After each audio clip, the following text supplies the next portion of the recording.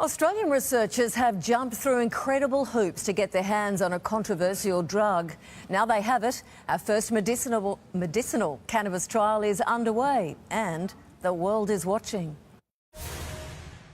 Even afternoon tea with mum and dad is tiring for Chris Wright. The 31-year-old has been battling Tourette's for more than 20 years. Every day becomes almost like Groundhog Day. You wake up and you know that the day is going to be painful, it's going to be frustrating and it's going to be exhausting.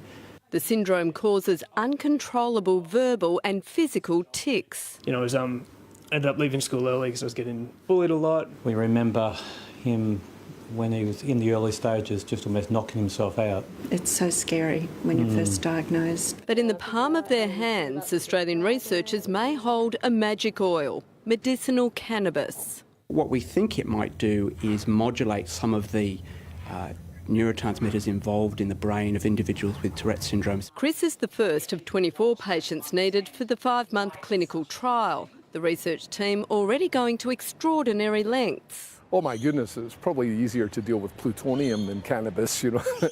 Well, ours actually comes from Switzerland. Sydney University's Lambert Institute has teamed up with Wesley Medical Research, experts who felt compelled to act. And many of my patients were coming to me and saying, these drugs that we've got for Tourette's, they're just not really working, or they have terrible side effects. I tried about 12 different medications over the course of about a year.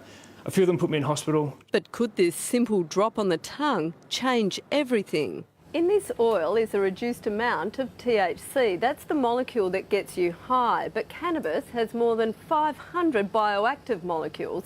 It's a virtual nature's treasure trove.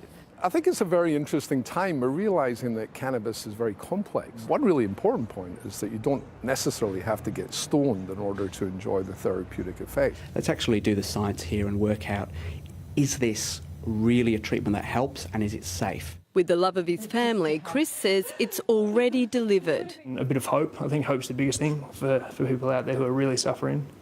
Then, yeah, it's worth pursuing. Let's do it. Ali Donaldson for 10 News First.